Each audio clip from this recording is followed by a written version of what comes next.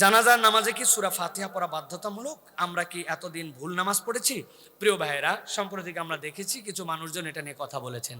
একটা কথা আপনাকে সবসময় মাথায় রাখতে হবে প্রিয় ভাইয়েরা, ইসলামের যে বিধিবিধানগুলি আমাদের সামনে, ফিকহি বিধিবিধানগুলো আমাদের সামনে আসছে, শরআন ইসলাম আমাদের কাছে সব কিছু আমাদেরকে জানিয়েছে।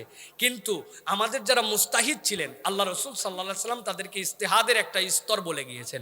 নবীজি বলছেন যে বিষয়ে সুস্পষ্ট কোরআন সুন্নাহর পক্ষ থেকে দলিল আছে সেগুলো তো দলিল, এর বাইরেও কিছু বিষয় আছে, একই বিষয়ে দুই ধরনের আমল, তিন ধরনের আমল নবী করিম সাল্লাল্লাহু আলাইহি সাল্লাম থেকে সাহাবীর দ্বারা প্রমাণিত আছে।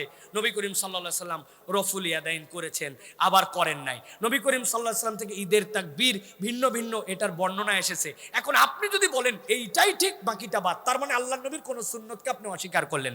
আর ইস্তেহাদের ক্ষেত্রে নবী করিম সাল্লাল্লাহু আলাইহি সাল্লাম বলছেন তোমরা ইস্তেহাদ করো, সঠিক করলে 2 সওয়াব, ভুল হলেও আল্লাহ একটা সওয়াব দিবে। তুমি যদি সঠিক সওয়াব ইস্তেহাদ করো, সে কোন যুগ? খয়রুল উমুরি করনি সুম্মাল্লাযীনা ইয়ালুনহুম সুম্মাল্লাযীনা ইয়ালুনহুম, সালফে সালেহিনের যুগ পর্যন্ত শেষ। এখন ইসলামিক থটে আমাদের ফিকহ অনেকগুলি আছে।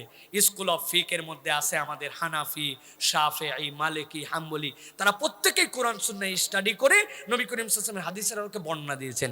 যারা ফিকুল আহনাফ অনুসরণ করেন তারা বলছেন জানাজার নামাজ যেটা, এটাকে সালাত নয় বরং তারা এটাকে দোয়া বলেন, দোয়া হিসেবে কাউন্ট করেন।